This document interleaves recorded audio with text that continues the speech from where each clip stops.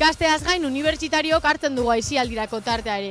Mondragon Unibertsitateko ikasleen artean Arrasaten ostegunero egiten den pintxopotea oso famatua da, eta oraingoan beraiekin atera gara.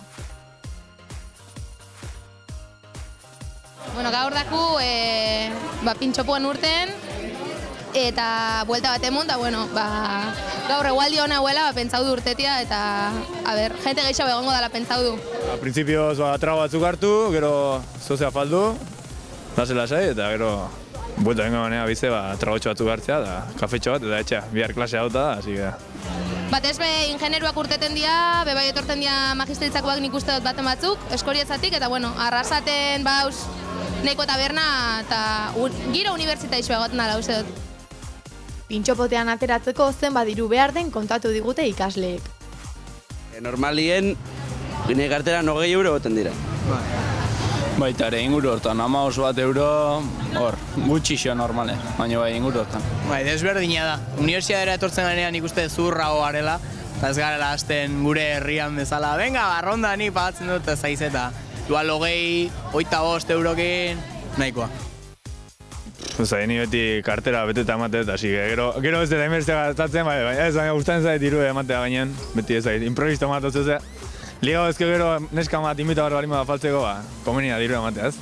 Eske zakit, eske ni ez dut afiziori ligatzeko. Ni beti ligatzen du normalean, San Miguel edo Jinkas izeneko rubia batekin. Nik esan dezaket ez dela ligatzen. Ez dela ligatzen,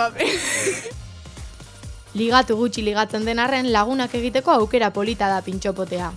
Nik uste dut, harremanak iteko balixo hauela, ze azkenian beti urtete zara, eta ez dauketazu ez dakizein, ez dauketan dauela ez dakizein, eta zube horren laguna za, bai, eta nire bai, eta orduan gero beti iken da harremana nik uste dut, eta ez dauketazu jente interesantia, eta...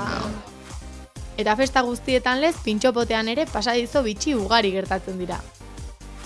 Aurrekosten hasierrek galdu inzun txaketia, eta ongien bilatzen, taberna guztitatik tasken aurkitu. Gero hasierrek hartuzun beste txamarra bat, beha lapurtu zielako, baina gero gaizki sentituztan eta hautzin zuen azkenen. Behin Arrasatetik abiatu ginen, goizeko ordu bietan autostopa egin behar genuela, eta ez zigur inor hartzen, eta azkenean aretsa baletara oinez, joan ginen, eta bide luzeena hartu genuen, eta ordu bat edo gehiago taratu genuen aretsa baletara oinez. Hoi da anekdota oso polita. Gero argazkitxo bat atera genuen, fakultatea aurrean, eta listo. Kontua kontu, esan digute pintxopotea dela ikasketak alde batera lagatzeko eta lagunez disfrutatzeko modurik onena.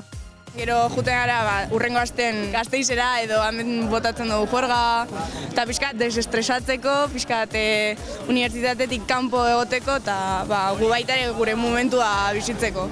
Nire ustez azkenen iristegi ostegunak eta esatezu, ke libertad, ateatzen zea unibertsitatetik etxea jun prestatu eta esan, hauen zerbeza hon bat, pintxo batekin.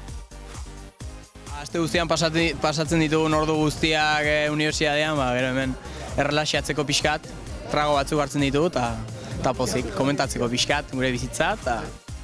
Azkenian egundan azauz unibertsitatea, lan batzuk iten, honekin eta arekin estresauta, azkenian zatoz pintxopora ondo pasaikera, lagunakin egotera eta eskerketan da. Opa! Apaiko!